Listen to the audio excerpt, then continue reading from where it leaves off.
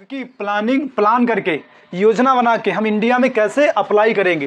तो ये विभिन्न प्रकार के प्रोजेक्ट या विभिन्न प्रकार की योजनाएं चलाई गई भारतीय कृषि में सुधार लाने के लिए। कुछ सरकार ने, कुछ गवर्नमेंट ऑर्गेनाइजेशन ने, कुछ नॉन गवर्नमेंट ऑर्गेनाइजेशन ने, संगठनों ने ये बहुत सारी योजनाएं चलाई थी जिससे भारतीय कृषि को बेहतर बनाया जा सके। तो सबसे पहले चलाई थी योजना IADP, intensive agriculture district programme. ये हमारे फोर्ड फाउंडेशन ने चलाई थी 1959 में। ये डिस्ट्रिक्ट लेवल पर एक पूरा डिस्ट्रिक्ट को सेलेक्ट कर लिए, उसमें जो किसानों की जो समस्याएं हैं, जो प्रॉब्लम है, उनको सॉल्व करना। जैसे किसानों को सिंचाई की सुविधा उपलब्ध कराना है, नए नए बीज हैं या खाद उपलब्ध कराना, समय से किसान को ऋण वगैरह उपलब्ध कराना। ये सारी क्या थी, सुविधाएं थी। खाद है, किसान को खाद उपलब्ध कराना, बीज, कीटनाशक, बाजार, सिंचाई, इन सारी चीज़ों की सारी सुविधाएं किसान को खेती में सुधार लाने के लिए विभिन्न प्रकार की सुविधाएं प्रदान करना, इन योजनाओं का मेन उद्देश्य था। सारी योजनाओं का मेन उद्देश्य था डिमॉन्स्ट्रेशन करना, प्रदर्शन करना। अगर कोई नई वैरायटी है, नई जानकारी किसानों के साथ साझा करना, किसानों को बैठा के गोष्ठी करना क्या, किसानों को बुला लिए। अब कोई आया, मान लीजिए कोई कृषि वैज्ञानिक आया है, तो उसने नई जो जानकारी वो किसानों के साथ साझा की, वो उनको बताया उसके लाभ, हानि, प्रॉफिट क्या है, उससे हानि क्या है। इन विभिन्न प्रकार की योजनाओं या विभिन्न प्रकार के प्लानों के माध्यम से बताया था। तो सबसे पहला हमारा कौन सी योजना थी, IADP, intensive agriculture development programme. ये फोर्ड फाउंडेशन के द्वारा चली। ये पूछा जाता है किसने ये योजना चलाई थी। फोर्ड फाउंडेशन ने चलाई थी डिस्ट्रिक्ट लेवल पे 1959 पे। विभिन्न प्रकार के डिस्ट्रिक्टों को सेलेक्ट कर लिया, किसानों की समस्याओं को दूर करने के लिए योजना चलाई थी। अगली चली थी IAAP, intensive agriculture area programme. Government of India ने चलाई थी 1944 में। इस योजना का मेन उद्देश्य ये था, ये विशेष एरिया को सेलेक्ट कर लिए, विशेष प्रकार का ये एरिया है जहाँ पर एरिया कम डेवलपमेंट है, उस एरिया को सेलेक्ट कर लिए। अब यहाँ पर सारी सुविधाएं किसान को, सारी फैसिलिटी किसान को उपलब्ध कराना। ये किसने चलाई थी, गवर्नमेंट ऑफ इंडिया ने 1944 में।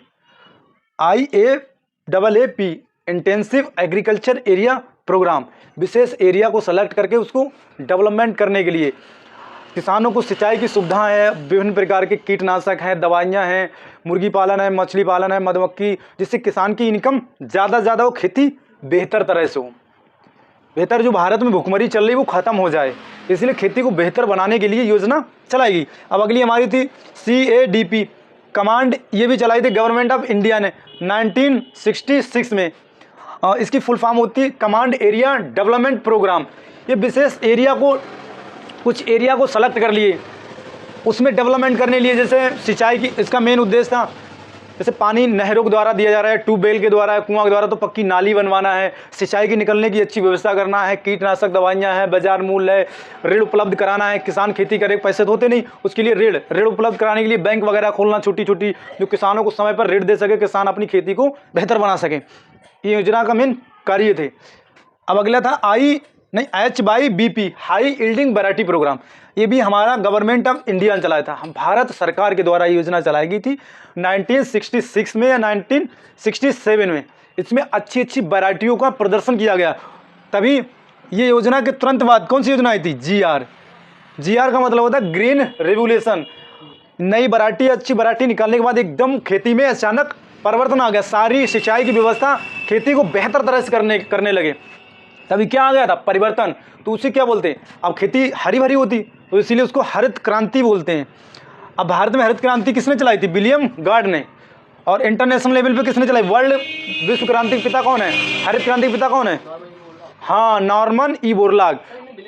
हाँ, शब्द दिया था, विलियम गार्ड ने शब्द दिया, हरित क्रांति का शब्द दिया था 1968 में। ये भारत में चलाई गई थी। भारत के 3 राज्य पहले सेलेक्ट किए गए थे। तुम्हारा पंजाब था, PV, HR और यूपी का वेस्टर्न यूपी। इन 3 जगह को इस योजना को लागू किया गया था, ग्रीन रेवोल्यूशन को, जिससे पूरे देश में क्रांति आ गई, खाद्यान्न क्रांति आ गई।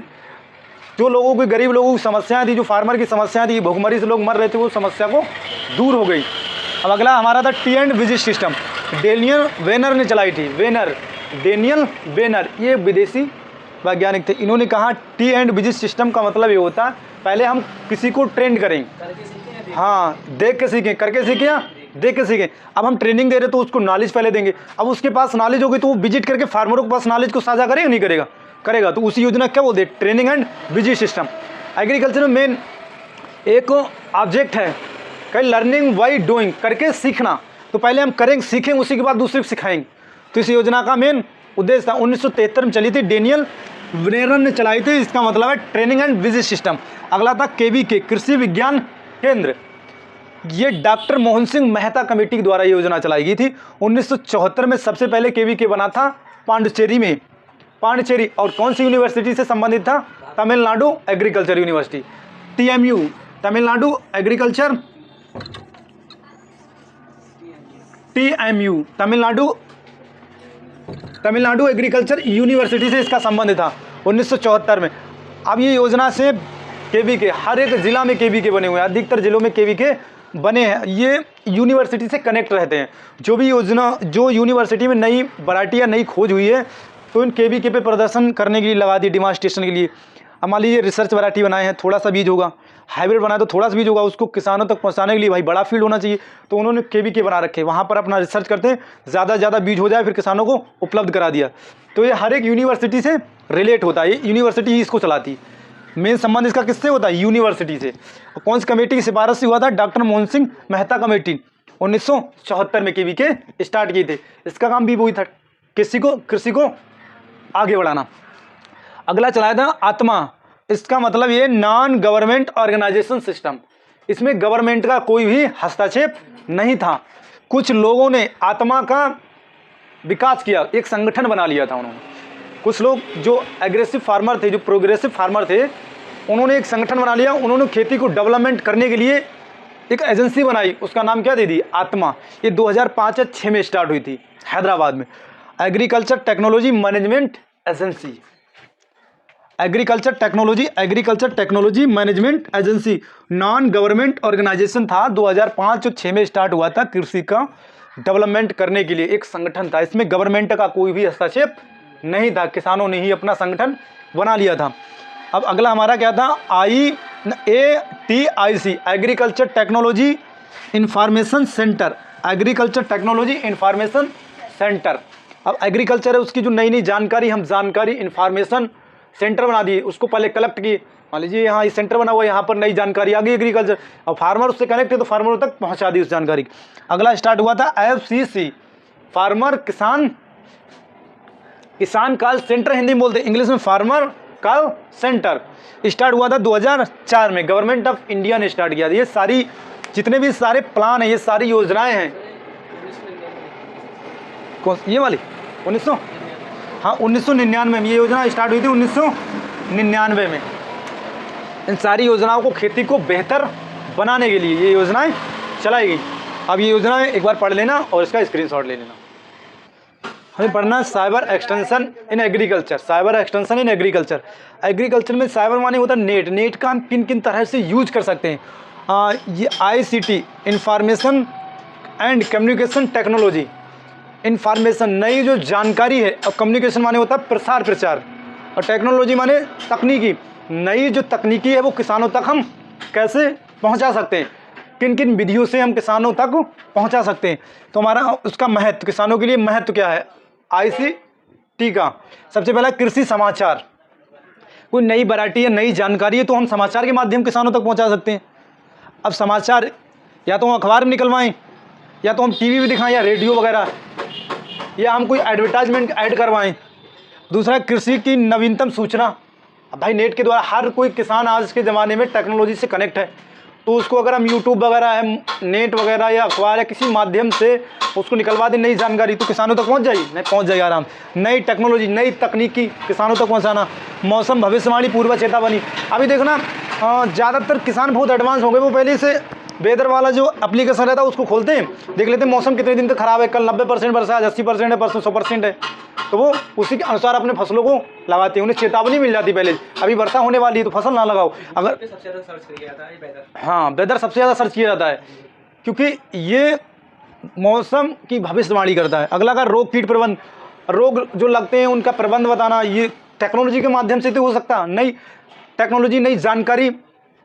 अगला ग्रामीण विकास। ग्रामीण विकास हम कैसे करेंगे? नई नई तकनीकी, नई नई कृषि वैरायटी निकालेंगे, कृषि में यूज होने वाली वैरायटी है, नई नई जानकारी, नई तकनीकी, नई तरह से रोग कीट का प्रबंध है, कृषि उपकरण की जानकारी, ग्रामीण विकास, बाजार की जानकारी, जैसे बाजार का क्या भाव है, किसान देख सकता है आज दिल्ली की मंडी का क्या भाव है, मुंबई की मंडी का क्या भाव है, तो वहाँ अपना प्रोडक्ट ले जा सकता है, अपनी खेती के जो उसने उत्पादन किया उसको वो ले जा सकता है।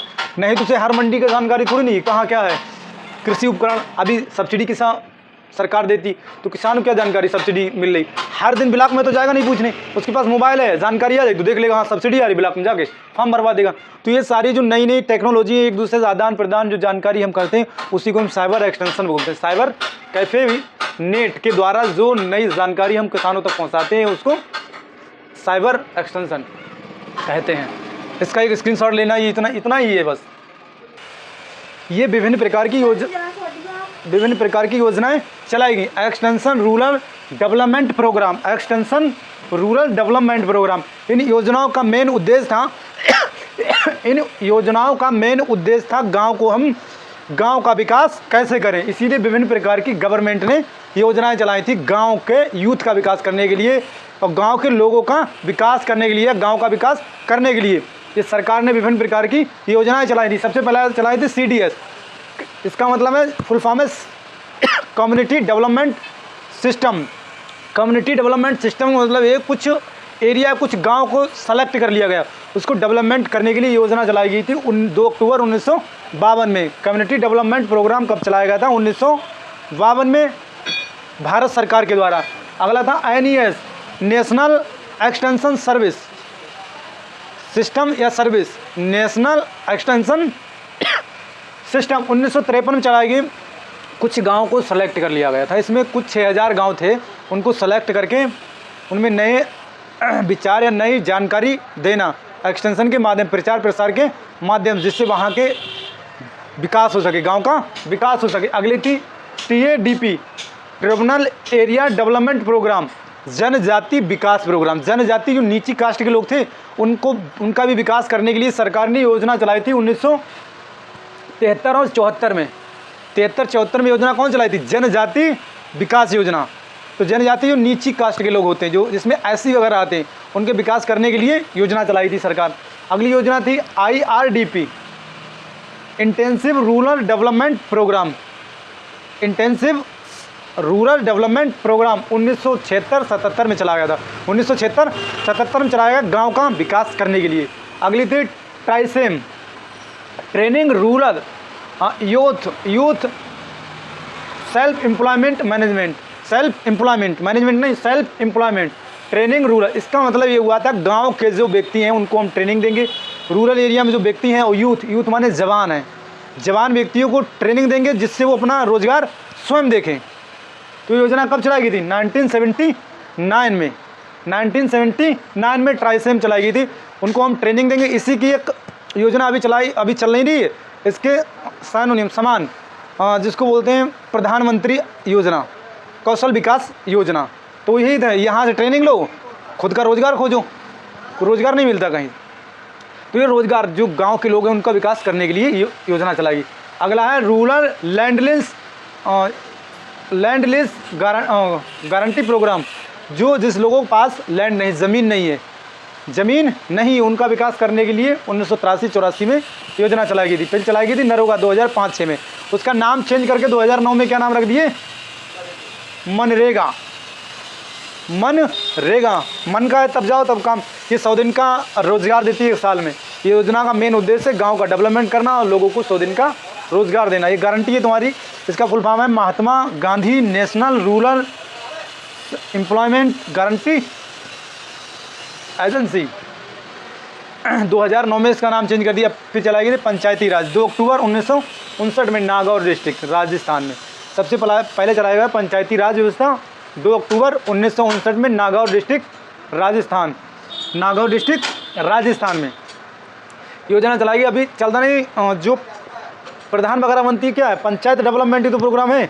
पंचायती राज ग्राम प्रधान जो बनता है वो गांव का डेवलपमेंट करने के लिए बनाया जाता है, गांव का विकास। किसी की लैटरिंग है बनाना या किसी को मकान चाहिए तो गांव का विकास करने के लिए योजना चलाई गई थी।